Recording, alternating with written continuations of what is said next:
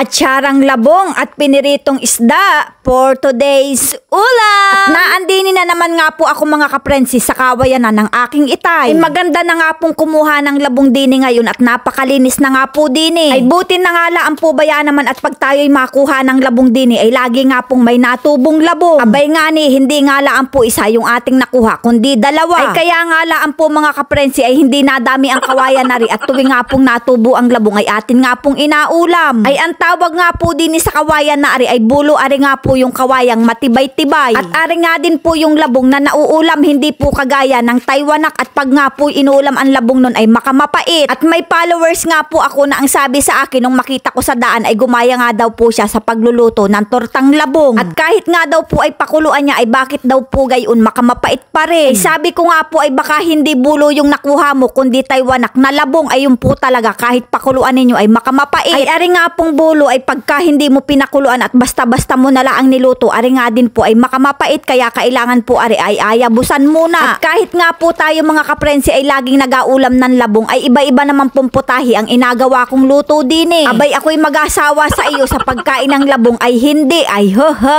At atin nga po munang apakuluan niya ng mga 20 minutes. At kung dati nga po ang alam nyo lang naluto sa labong ay laging ginataan, aba ay makamarami nga po ang pwedeng iluto sa labong, lalo na nga po pag kayo'y nanood ng aking mga vlog. Lalo na nga po kung kayo'y inaka po sa mga budget, abay subukan nyo nga pong manood ng aking mga inaluto. Ay suggestion ko lang naman po ari sa mga hindi maaarting kumain ng mga ulam at saka ay mga gulay. Dahil nga po ang mga inapagluluto ko ay naandyan lang po sa tabi ng inyong mga bahay, lalo na nga po kung kayo ay mga taga-probinsya. At ayan, nayabusan na nga po natin yung ating labong. At maglagay na nga po tayo dyan ng suka at saka po ay asukal. At intayin nga lang po natin yang kumulo. At pagkakulo nga po niyan ay ilagay na nga po natin yung luya at saka po ay hiniwa-hiwa nating bawang. Bali nga po ang nilagay nating paminta dyan ay buo at intayin nga lang po nating kumulo uli yan. At pagkakulo nga po uli ay ilagay na natin yung labong. At ilagay na nga rin po natin yung ating hiniwa-hiwang lara at saka po ay carrots. At pakuluin nga po uli natin yan ng mga ilang minuto laang. At ilagay na nga po natin yung ating panghuling sangkap na pasas. At dahil nga po ay luto na yan ay ahunin na nga po natin ang ating atsarang labong. Dahil nga po makamasarap na kaparis ng atsara ay piniritong isda ay tayo po muna ay magaluto. Maliban nga po sa piniritong isda ay makamasarap nga din po ang inihaw na karne sa atsara. At ayan na nga po luto na yung ating piniritong isda na masarap na kaparis ng ating atsarang labong. Kaya naman mga kaprensi, ano pang inaintay natin dyan? Sakmala na!